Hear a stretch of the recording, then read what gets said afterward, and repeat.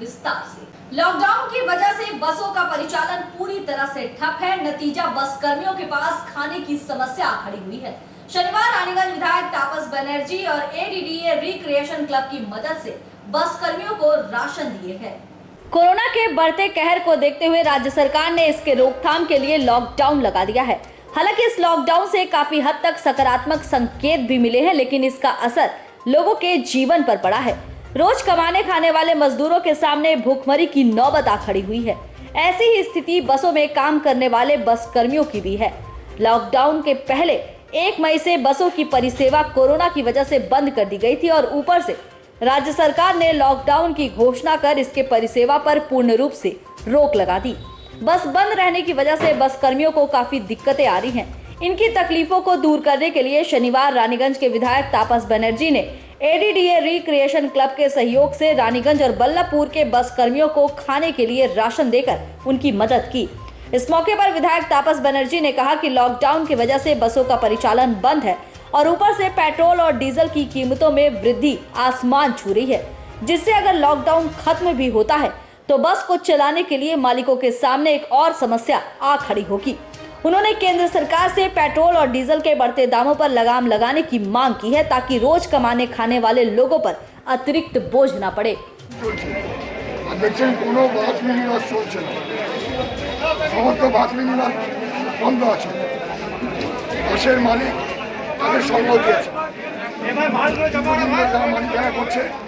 কিন্তু কর্মচারীরা যেদিন কাজ করবে সেদিন পয়সা পাবে, যেদিন কাজ করবে না সেদিন পয়সা পাবে না। তো আমরা দেখলাম এদের যদি আমরা কিছুদিনের রেশনটা আমরা দিতে পারি তাহলে একটা বড় কাজ, আমরা সরকারের বড় কাজ নয়, সামান্য উদ্যোগ নিয়ে তাদের পাশে দাঁড়াতে পারবো।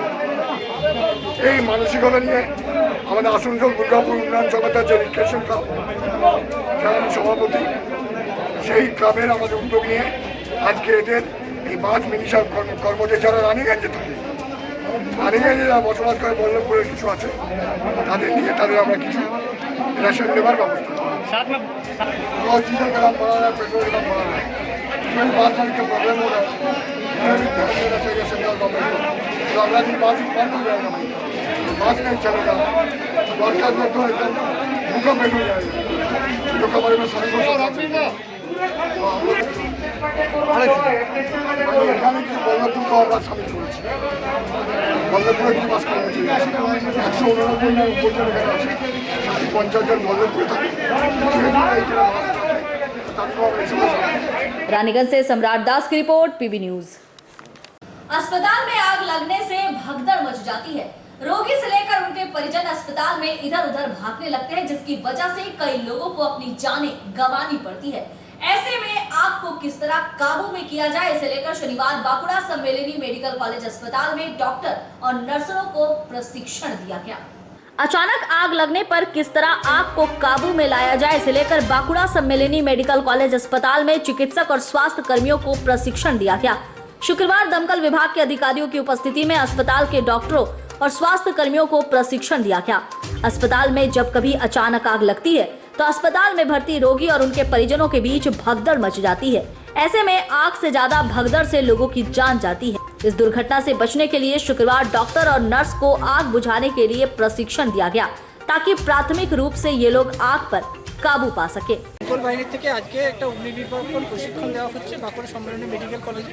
এখানে আমরা সমস্ত স্টাফদের এই সমস্ত এক্সটিংগুইশার এ বি সি, ঠিক আছে, প্রতিটা ফায়ারের জন্য প্রতিটা টাইপের এক্সটিংগুইশার আমরা ইউজ করা শেখাচ্ছি এবং প্রতিটা এক্সটিংগুইশারে কোন কী এলিমেন্ট থাকছে, কোনটাতে ফোম থাকছে, কোনটা ডিসিপি বা পাউডার থাকছে, কোনটাতে CO2 থাকছে, সেগুলো আমরা অবগত করাচ্ছি এবং কোন কোন আগুনের ক্ষেত্রে কোন কোন এক্সটিংগুইশারটা সবচেয়ে বেশি এফেক্টিভ হবে সেটাও আমরা আজকে হাসপাতালের কর্মীবৃন্দকে অবগত করেছি। কাদেরকে প্রশিক্ষণ দেওয়া হলো?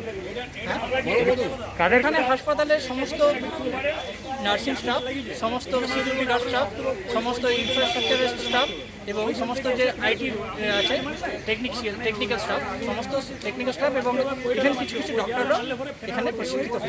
এই ধরনের প্রশিক্ষণ দেওয়ার ফলে আপনাদের দপ্তর থেকে কতটা সুবিধা হবে? এটা অবশ্যই সুবিধা হবে, কারণ সবসময় সব কিছুর ক্ষেত্রে কুইক রেসপন্সটা সবচেয়ে বেশি ইম্পর্টেন্ট। একটা আগুন লাগার ক্ষেত্রে ফার্স্ট 30 সেকেন্ড থেকে 1 মিনিট সবচেয়ে ইম্পর্টেন্ট সময়। আগুনটা স্প্রেড করার জন্য ওই টাইমটা সবচেয়ে বেশি effective.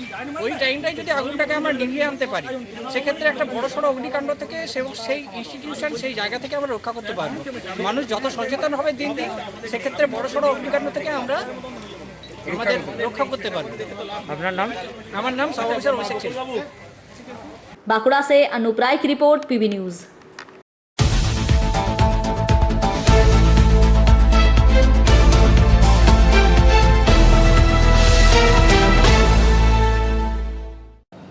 Raniganj block TMC minority cell की तरफ से शनिवार 88 नंबर वार्ड में गरीबों को खाना खिलाया गया। माइनॉरिटी सेल की तरफ से लॉकडाउन के दौरान ऐसे मदद किए जा रहे हैं। पश्चिम बर्धमान तृणमूल कांग्रेस माइनॉरिटी सेल के रानीगंज टाउन ब्लॉक के हमारे प्रेसिडेंट इंतखाब खान और इनके पूरी हमारी कमेटी की तरफ से रानीगंज टाउन ब्लॉक में ज़रूरतमंदों के लिए इस लॉकडाउन में कम्युनिटी किचन का अरेंजमेंट किया गया है, जो हर वार्ड में एक एक दिन कर यह प्रोग्राम चल रहा है। वार्ड नंबर 35 में 350 लोगों को खाना खिलाया गया। कल वार्ड नंबर 88 में तकरीबन 300 प्लस, आज वार्ड नंबर 88 में प्लस 300 लोग से प्लस लोगों को भी खाना खिलाया गया। तो इसके लिए मैं इंतखाब आलम का बहुत मैं उनको मैं धन्यवाद देना चाहता हूँ, कॉन्ग्रेचुलेशन देना चाहता हूँ। इंतखाब आलम ये लॉकडाउन में अपने वार्ड के लोगों को, ज़रूरतमंदों के पास खड़े हुए हैं, इसके लिए मैं इनको बधाई देता हूँ और उम्मीद करता हूँ कि आगे भी ये इसी तरीके का अच्छा काम समाज के लिए करते रहेंगे। अब इंतखाब साहब हैं, हमारे ब्लॉक प्रेसिडेंट हैं, ये आपसे कुछ बोलेंगे। ये कितना दिन चलेगा? ये 7 दिनों तक चल रहा है। कब शुरू हुआ है? ये 7 तारीख से शुरू हुआ है। आज वार्ड नंबर 88 में है, कल 89 में होगा, उसके बाद 91 और 90 में भी होगा। रानीगंज से सम्राट दास की रिपोर्ट, पीबी न्यूज।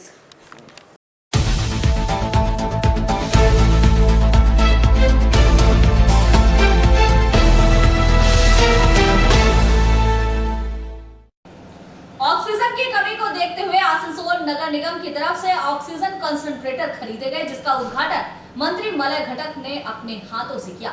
ये कंसंट्रेटर नगर निगम के अधीन रखे जाएंगे, जहां से जरूरत पड़ने पर लोगों को आसानी से उपलब्ध करवाया जाएगा।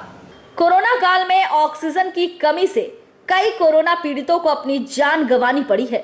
जरूरत के समय ऑक्सीजन सिलेंडर की अनुपलब्धता के कारण भी लोगों को परेशानी का सामना करना पड़ता है। ऐसे में ऑक्सीजन कंसंट्रेटर एक बेहद ही उम्दा उपाय है, जिससे मरीजों को ऑक्सीजन मुहैया करवाया जा सकता है। आज आसनसोल नगर निगम की तरफ से ऑक्सीजन कंसंट्रेटर का उद्घाटन किया गया।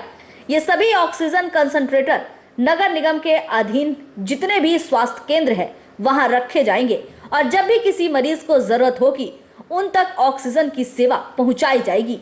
राज्य के कानून और लोक निर्माण मंत्री मलय घटक ने इस ऑक्सीजन कंसंट्रेटर का उद्घाटन किया।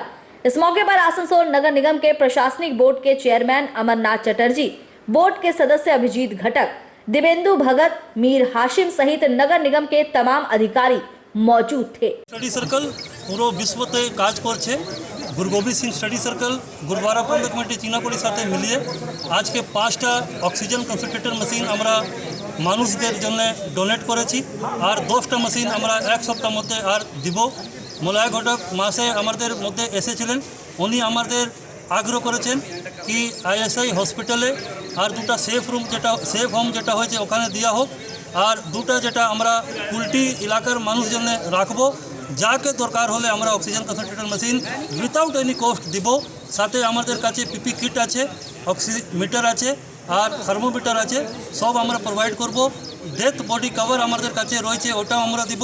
আর আমাদের কাছে কোভিড জন্য যেটা মেডিসিন হয় ওটা পুরো কিট রেডি আছে। কমসে কম 200-250 মানুষকে আমরা দিতে পারবো। আর আগামীকাল আমরা আর অন্য প্রোগ্রাম নিয়ে আসছি তাকি জন মানুষদের আমরা সেবা করতে পারি। আচ্ছা, এই যে অঞ্চলের কিটগুলো যে থাকবে আপনাদের অক্সিজেন, এইগুলো কি আপনাদের কাছে থাকবে? মানুষ কীভাবে যোগাযোগ করবে আপনাদের সাথে? আমাদের নম্বর ফেসবুক হোয়াটসঅ্যাপের মাধ্যমে আপনাদের মাধ্যমে সবাইকে দেওয়া হবে। যাদের দরকার হলে চীনাকড়ি গুরুদ্বারা প্রণয় committee, Niamatpur chamber of commerce আর অন্য অন্য যেটা সংস্থা আছে, আসানসোল গুরুদ্বারা প্রণয় কমিটি, বহরমপুর গুরুদ্বারা প্রণয় কমিটি যারা আছে ওদের কাছে যোগাযোগ করবে, ওরা আমাদের নম্বর আপনাদের দিয়ে দিবে আর আমরা কনসেন্ট্রেটর মেশিন যেটা আছে ওটা আপনাকে প্রোভাইড করাবো। 24 घंटा আমাদের সার্ভিস আপনাদের জন্য থাকবে। आसनसोल से संतोष मंडल की रिपोर्ट, पीबी न्यूज।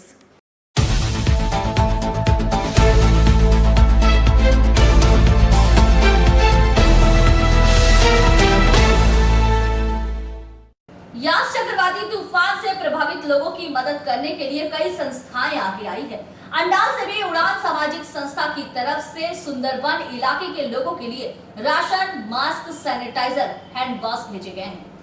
यास चक्रवाती तूफान से पीड़ित परिवारों के लिए उड़ान सामाजिक संस्था ने राहत सामग्री सुंदरवन भेजे हैं। इस संबंध में उड़ान के सत्यजीत मंडल ने बताया कि यास चक्रवाती तूफान से सुंदरवन इलाके में जो क्षति हुई है उसकी भरपाई करना हमारी संस्था के बस में नहीं है, लेकिन उनके लिए कुछ राहत देने का काम हमारी संस्था जरूर कर रही है। इसे देखते हुए शनिवार पीड़ितों के लिए खाने का सामान, मास्क, हैंड सैनिटाइजर भेजा गया है ताकि सभी को 2 वक्त का भोजन मिल सके। साथ ही कोरोना संक्रमण से बचने के लिए मास्क और हैंड सैनिटाइजर का उपयोग किया जा सके। কুমিরমারি গ্রামে আজকে সুন্দরবনের যে অসহায় মানুষরা গ্যাস বিপর্যস্ত হয়ে পড়েছেন, তারা খাবারের অভাবে ভুগছেন, নানা রকম অসুবিধার মধ্যে আছেন, তো তাদের জন্য আমরা ত্রাণ নিয়ে যাচ্ছি। তার মধ্যে খাবারের অনেক রকম মেটেরিয়াল রয়েছে আর সাথে রয়েছে ত্রিপল। আপনাদের সংস্থার নাম কি? আমাদের সংস্থার নাম উড়ান। কতদিন হয়েছে সংস্থা আপনাদের? আমরা বিগত 1 মাস ধরে কাজ করছি। আমরা অন্ডাল এবং তার আশেপাশে যেমন ভাদুর, অন্ডাল গ্রাম, কাজোড়া এবং সাউথ বাজার এইসব এলাকাতে যে সমস্ত দুস্থ মানুষেরা আছে, যাদের খাবার প্রচণ্ড সমস্যা হচ্ছে বা রোজগার চলে গেছে, খাবারের জোগান করতে পারছে না, তাদেরকে আমরা প্রত্যেক দিন 2 বেলা খাবার দিচ্ছি। এরকম আমরা প্রত্যেক দিন 300 জনকে খাবার দিচ্ছি। মানে আজকে কি কি নিয়ে যাচ্ছেন ওখানে? আজকে আমরা নিয়ে যাচ্ছি চাল, ডাল, আলু, তেল, সয়াবিন, কাঁচা চিড়ে, ভাজা চিড়ে, ছাতু, মশা মারা ধূপ, স্যানিটারি ন্যাপকিন, মুড়ি, গুড়। আচ্ছা, এই আপনাদের সংস্থা ফান্ড কীভাবে চলে? এটা আমরা শুরু করেছি আমাদের নিজেদের মেম্বারদের নিয়ে।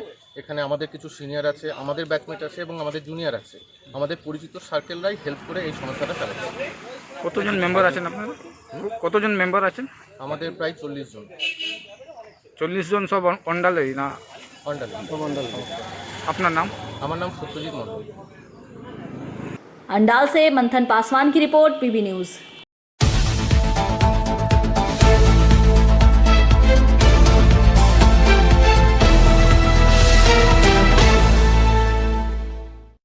और यहां हम रुकेंगे एक छोटे से ब्रेक के लिए।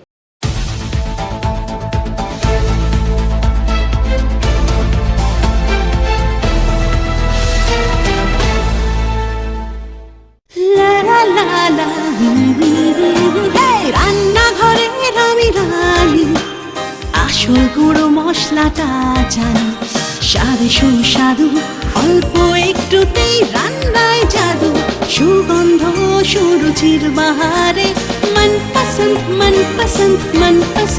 আহারে। মনপসন্দ গোটা ও গুঁড়ো মশলা ঠিক মনে। অ্যাগ্রো ফ্রেশ স্বাদের পাশাপাশি আপনার স্বাস্থ্যের পুষ্টিগুণে সমৃদ্ধ। অ্যাগ্রো ফ্রেশ আটা, ময়দা, সুজি, বেসন, ছাতু ও ডালিয়া। Agro fresh pure, fresh and natural.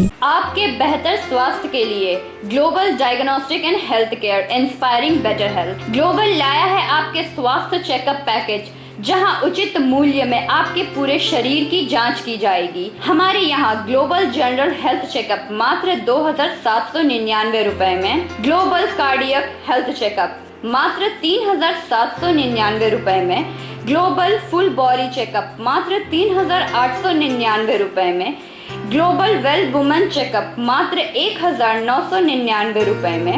We provide super speciality clinic, CT scan, 16 slice, digital X ray, colour Doppler echo, USG, mammography, ECG, TMT, Holter monitoring, ECG, NCV, pathologic microbiology, histopathology, PFT, uroflowmetry, health checkup packages, pharmacy. Our address: Global Diagnostics and Healthcare, inspiring better health. 101 by NSB Road, post Searsole Raniganj 713358, district Burdwan. Phone number 0341244580, 244581, 244582. Our email address globalhealthrng@gmail.com. Our website www.globaldiagnostics.net.in. यहाँ स्थित दवा दुकान में सभी दवाइयों पर 10% की विशेष छूट। परेशान हैं अपनी रोजमर्रा की बिजी शेड्यूल से?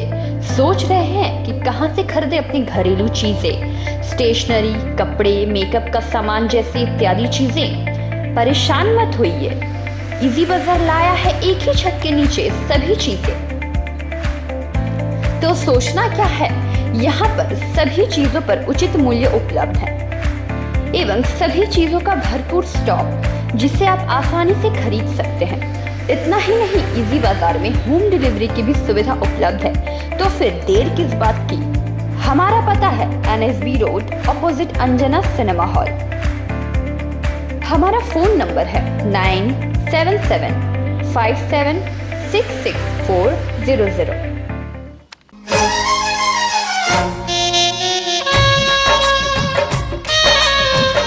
আসছে পুজো, আসছে খুশির লহর, তা কি পরবেন নিয়ে মাথায় চিন্তার ভাঁজ। আর চিন্তা নয়, কৈলাঞ্চলের সুপ্রসিদ্ধ লীলাবতী। এখানে আপনি পাবেন কাপড়ের বিভিন্ন কালেকশন, মহিলাদের জন্য আকর্ষণীয় sari, churidar, kurti, leggings, top, jeggings, বাচ্চাদের জন্য বিভিন্ন কালেকশন, পুরুষদের জন্য pants, shirt, jeans, T shirt. তো আজই আসুন লীলাবতী, NSB রোড, রানীগঞ্জ।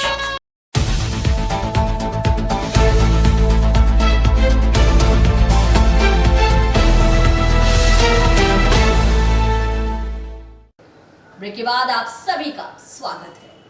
आसनसोल के BC कॉलेज मोड़ के पास रक्तदान शिविर, वृक्षारोपण किया गया। इसके साथ ही कोरोना महामारी के मद्देनजर मास्क बांटा गया। ये कार्यक्रम सेवांगन सामाजिक संस्था की तरफ से किया गया था। इस दौरान मंत्री मलय घटक भी उपस्थित थे। शनिवार आसनसोल के BC कॉलेज मोड़ के निकट सेवांगन नामक एक सामाजिक संगठन की तरफ से रक्तदान, वृक्षारोपण, मास्क वितरण का कार्यक्रम किया गया। इसके साथ ही ठंडे पानी की एक मशीन का भी उद्घाटन किया गया।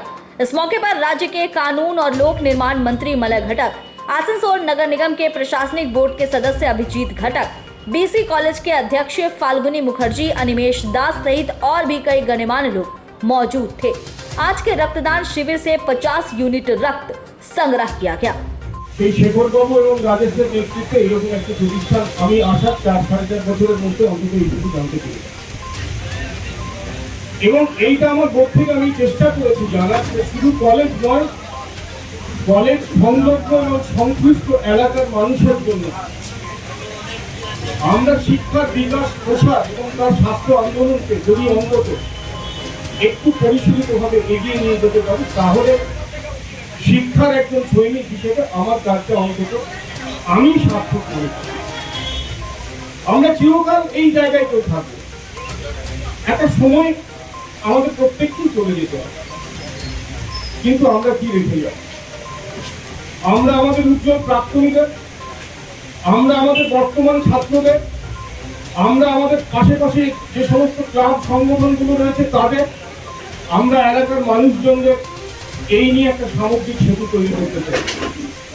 এবং আমি জানি অনেক সমস্যা, জটিলতা যে কোনো প্রক্রিয়ার মধ্যে থাকবেই এখানে, কিন্তু একটা সুপ্রবদ্ধতার মধ্য দিয়ে এবং সেখানে লক্ষ্য যদি ঠিক এবং স্থির থাকে, তাহলে সেই কাজ সুসম্পন্ন হবে।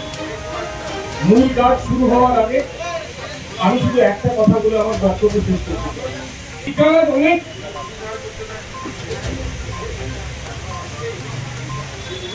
শিখরে পৌঁছে গেছে, ক্রম আবিষ্কার হয়েছে, মানুষ চাঁদে যাচ্ছে। আর রবীন্দ্রনাথ আজ থেকে প্রায় 127 বছর আগে যেটা বলেছিলেন, প্রকৃতিকে অতিক্রমণের পালা কিছু দূর ছয়, তারপর আসে বিনাশের পালা। আমরা কোভিড-19 ক্ষেত্রে সেটা প্রত্যক্ষ করলাম। क्या प्रोग्राम हुआ है?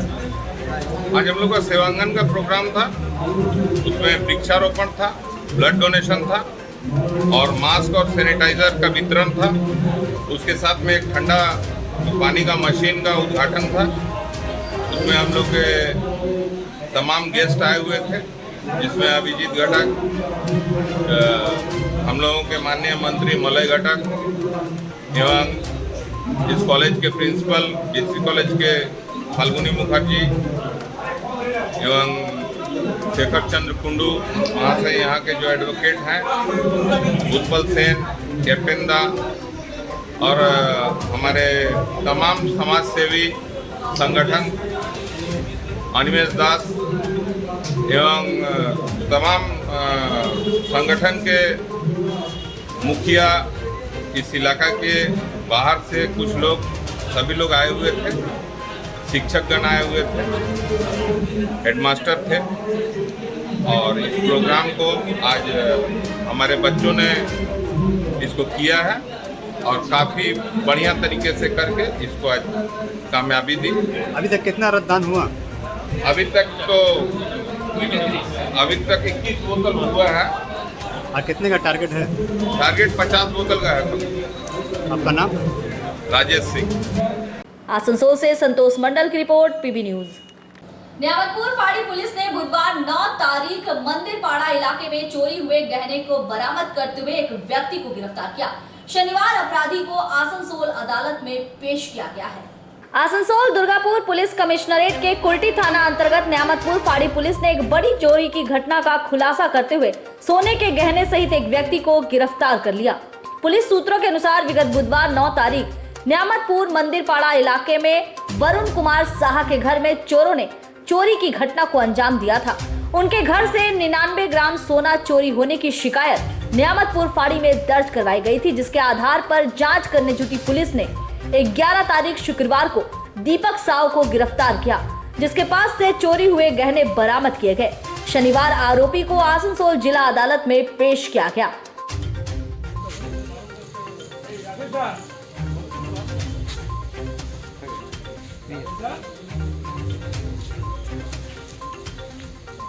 आसनसोल से संतोष मंडल की report, PB news. Asansol railway station के 2 नंबर प्लेटफॉर्म पर पूर्व रेलवे के टिकट चेकिंग स्टाफ की तरफ से रक्तदान शिविर का आयोजन किया गया। इसमें रेलवे के टिकट चेकरों के साथ रेलवे के वरिष्ठ अधिकारियों ने भी रक्तदान किया। कोरोना काल में रक्तदान शिविर का आयोजन किया जा रहा है, जिसकी वजह से जो रक्त की कमी है उसे काफी हद तक दूर करने में मदद मिलेगी। ऐसे में कई संगठनों की तरफ से रक्तदान शिविरों का आयोजन किया जा रहा है। आसनसोल के रेलवे स्टेशन के 2 नंबर प्लेटफॉर्म पर पूर्व रेलवे के टिकट चेकिंग स्टाफ की तरफ से एक रक्तदान शिविर का शनिवार आयोजन किया गया। यहां टिकट चेकरों के साथ साथ रेलवे के कई वरिष्ठ अधिकारियों ने भी रक्तदान किया। इस मौके पर आसनसोल रेलवे डिवीजन के डीआरएम ने टिकट चेकरों के इस प्रयास की तारीफ की और कहा कि इससे विभिन्न ब्लड बैंकों में रक्त की कमी दूर होगी। বর্তমান করোনা পরিস্থিতিতে রক্ত সংকটময় অবস্থার মধ্যখান থেকে দূর হওয়ার জন্য কোভিড দলের নেতৃত্বে বিভিন্ন জায়গায় বিভিন্ন রকমভাবে কর্মসূচি হচ্ছে। আজকে আপনাদের এই অনুষ্ঠান, ওয়েদার হয়তো খারাপ রয়েছে, কিন্তু মানসিকভাবে আপনাদের যে উৎফুল্লতা, সেই উৎফুল্লতা কিন্তু আমাদের আজকে খুব ভালোভাবে এখানে উপস্থিত থাকার সুযোগ করে দেওয়ার জন্য আমরা বিশেষভাবে কৃতজ্ঞতা প্রকাশ করলাম আপনাদের কাছে এবং কৃতজ্ঞ থাকলাম। আগামী দিনে আপনারা আরও সুন্দর করুন, আরও ভালোভাবে করুন। আমাদের মন্ত্রী সর্বদা সেটাই চাই এবং আমাদের মন্ত্রী আগামী দিনে আপনাদের আরও ভালোভাবে সাহায্য করবে, সেটাই আমাদের আশা এবং মন্ত্রী করেও যাচ্ছেন বিভিন্ন জায়গায়। এবং আমাদের অভিজিৎ ঘটক, পূর্ণশক্তি রায়, রবিউল ইসলাম, এরা যেরকমভাবে প্রচেষ্টা করছে আসানসোল শিল্পাঞ্চলকে এবং আপনারা যেরকমভাবে প্রচেষ্টা করছেন এই শিল্পাঞ্চলকে নতুনভাবে রূপ দেওয়ার, আপনাদের এই রূপ দেওয়ার পেছনে আমাদের মন্ত্রী। বিশেষ করে এই করোনা ভাইরাসের সময়ে মানুষ প্রায় ঘরবন্দি এবং এই করোনা ভাইরাসের সময়ও যাদের রক্তের অভাব দেখা দিচ্ছে, বিভিন্ন অপারেশন করতে হচ্ছে, সেই রক্তের পূরণ এই ক্যাম্পের মাধ্যমেই আমাদেরকে করতে হবে। কিন্তু করোনা ভাইরাসের সময়ে রক্তের ক্যাম্পের সংখ্যা কিন্তু অনেক কমে গেছে। তাই এই সময়কে বেছে নিয়ে যারা এগিয়ে এসছেন, যারা রক্তদান করছেন, তাদেরকে আমি আমার তরফ থেকে আন্তরিকভাবে তাদেরকে শুভেচ্ছা জানাই, শুভকামনা জানাই এবং আমাদের এই শিল্পাঞ্চলে রক্তের যাতে অভাব না হয় সেই দিকে লক্ষ্য আমাদেরকে রাখতে হবে। বিভিন্ন সংস্থা যারা রক্তদান শিবির করে থাকেন, রক্ত আন্দোলনের সঙ্গে যুক্ত, বিশেষ করে প্রবীররা এখানে আছে, তাদেরকে উৎসাহিত করুন যাতে আরও আমরা রক্তদান শিবির করতে পারি এবং আসানসোল যে হসপিটালের ব্লাড ব্যাংক, এই ব্লাড ব্যাংকে যাতে রক্তের কোনো অভাব না দেখা যায়, প্রতিনিয়ত সেই খেয়াল রেখে আসানসোল অঞ্চলের মানুষের কথা চিন্তা করে আমাদেরকে এগিয়ে যেতে হবে। আমার বক্তব্যকে आसनसोल से संतोष मंडल की रिपोर्ट, पीबी न्यूज।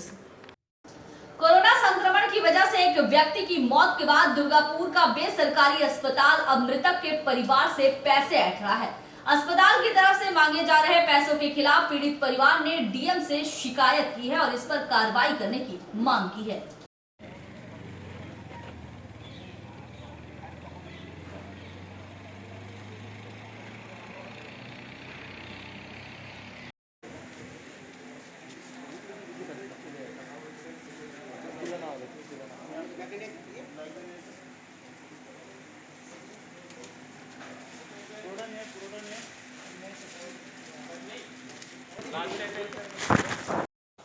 আগের মাসে 8 তারিখে আমার বাবাকে কোভিড আক্রান্ত হিসাবে আমি ন্যাশনাল হসপিটালে ভর্তি করেছি। তো এখনও অবধি 15 লাখে আবার বিল করেছে। তো কাল রাত্রে বাবা আমার মারা গেছে। তো এখনও অবধি 8,40,000 টাকা আমরা পেমেন্ট করেছি, আমরা দিতে পারছি না। বাড়ির ঘর গয়না গাড়ি সব বিচে আমরা 8,40,000 টাকা দিচ্ছি, এর থেকে আমরা 1 টাকা বিল দিতে পারবো না। আমরা মহকুমা স্বাস্থ্য এসছি যেন আমাদের বডি যেন আমাদের হাতে দেওয়া হয়। না, ওরা এখনও বলছে ম্যানেজমেন্টের সাথে কম্প্রোমাইজে বসতে। কালকে রাত 9:15-তে মারা গেছে। হসপিটাল কর্তৃপক্ষ যে আমরা জানতাম এই ব্যাপারটা হবে, তো আপনারা যেখানে যাবেন যান, তো আমরা আপনার সাথে ম্যানেজমেন্টের সাথে একটা বসুন, ম্যানেজমেন্টের সাথে বসে কম্প্রোমাইজ করতে হবে। ওরা কিছু আমরা বসিনি, এখন আমরা এখানে এসেছি, এখন কিছু বলেনি আমরা। এখনও পরশু দিন রাতে 14,70,000 ছিল। তো একদিনে যখন জিজ্ঞাসা করেছিলাম পার ডে ভেন্টিলেশন কথা 40,000 টাকা অ্যাভাব বিল হচ্ছে, তো ওটা অ্যাভাব 15 লাখ অ্যাভাব হয়ে গেছে। তো আজ সকালে যখন গেছিলাম তো বললো যে 6,80,000 টাকা মধ্যে আমার ডিউ বাকি আছে, তো ওটা দিতে হবে। বলছে আমরা না, ওটা এরকম কিছু বলছে যে আপনারা এসব ম্যানেজমেন্টের সাথে কথা বলুন আপনারা আগে, তারপরে আমরা জানতাম যে এরকম একটা সিচুয়েশন হবে, তো আপনারা এসে কথা বলুন আগে ম্যানেজমেন্টের সাথে। না, হ্যান্ড ওভার এখনও করেনি। আপনার বাবার নাম? রবিন পাল। কি করতেন উনি? উনি একটা কৃষিজীবী ছিল। কত বয়স হবে? 55 বছর বয়স। আপনারা কার কাছে অভিযোগ জানাবেন? আমরা এখানে এসেছি, আমরা এসডি অফিসে এসেছি অভিযোগ জানাতে, যেন আমাদের বডি মৃতদেহ বডি যেন আমাদের হ্যান্ড ওভার। হ্যাঁ, জানিয়েছি। আপনার নাম? রনি পাল। আপনি কে? আমি একটা প্রাইভেট কোম্পানিতে জব করি। আপনি কে হন? আমি ছেলে হই। और इस बुलेटिन में फिलहाल इतना ही। आप देखते रहिए पीबी न्यूज। नमस्कार।